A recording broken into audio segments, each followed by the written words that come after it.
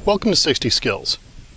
I'm here today to talk to you about an exciting new meditative series we have in the 60 Skills curriculum. It is the Meditations on the Zodiac. Now, the Meditations on the Zodiac are a very old and very special form of meditative development in the Western world. So old, in fact, that we don't exactly know how old they are. We do know the earliest writings on them were largely conducted by the ancient Greeks, probably the Phoenicians, and again, we don't really know who comes before that. So, what are the Meditations upon the Zodiac? The Meditations upon the Zodiac are a way to harness the forces of the individual constellations of the Zodiac. Specifically, this means using the power of Virgo, or Sagittarius, or one of the many other constellations. Now, why were these constellations chosen, or used?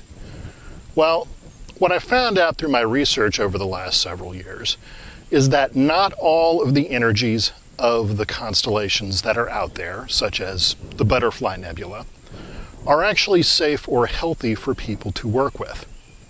So, the constellations that make up the Zodiac were those that were determined to be most beneficial for human beings. Okay, that sounds great in theory. What does that really mean? Here's the thing.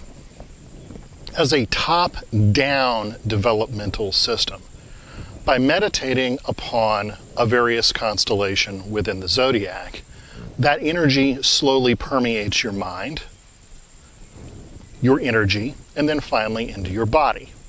Now, classically, there were whole systems of medicine designed around the Zodiac. So, some of the constellations say, work with your lungs, other of which work with your hands, or your arms, or your legs, or your other organs.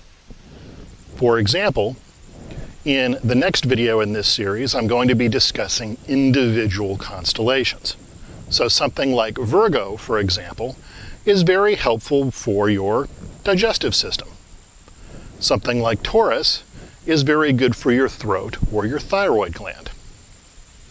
Now, traditionally, when these things were worked with, they were worked with indirectly, largely through a series of sigils or sacred geometry, usually drawn upon a talisman or a necklace or a ring or a charm of some kind.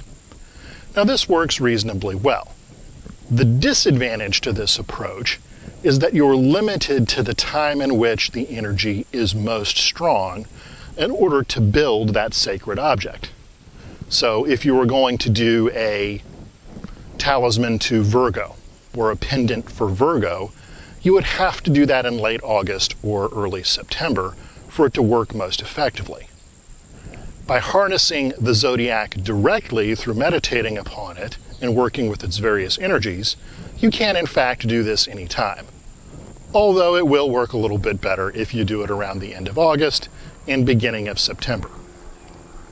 So the advantage to working with the constellations of the Zodiac as meditations is you can harness the power of these things anytime you want. You're no longer reliant upon the right time of year or the right time of day.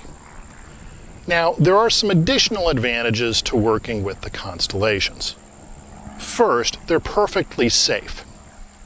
The energies of the constellations are largely mental in nature. By virtue of this, there's not a whole lot of dualism, which is a fancy way of stating there isn't a whole lot of good and there isn't a whole lot of bad. There's just pure awareness.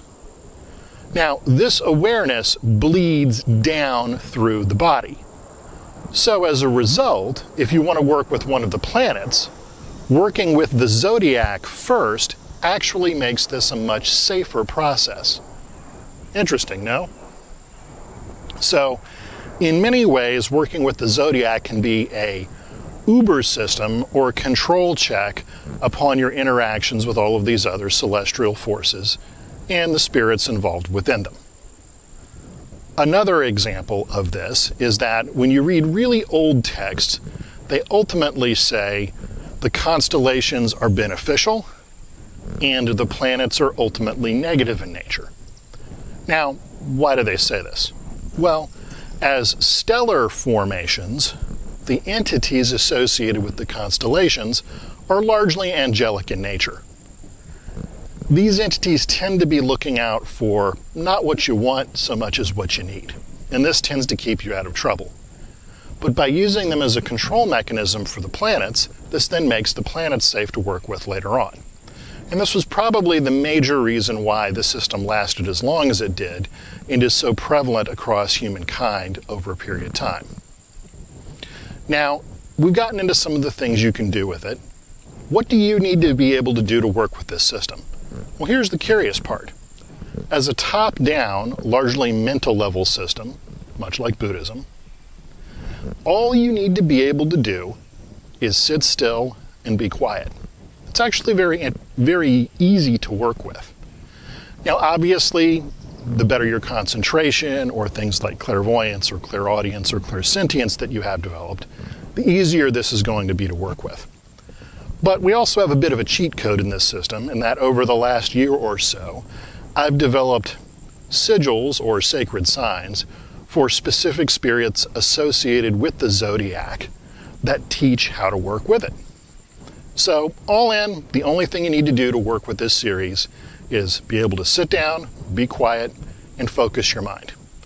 I'll lead the meditations. Additionally, at the end of every session, you will receive a private link that will contain a video recording of the lesson. That way you can review it at any time. So, if you have any other questions, come to 60skills.com and drop us a note. Otherwise, train hard and be well.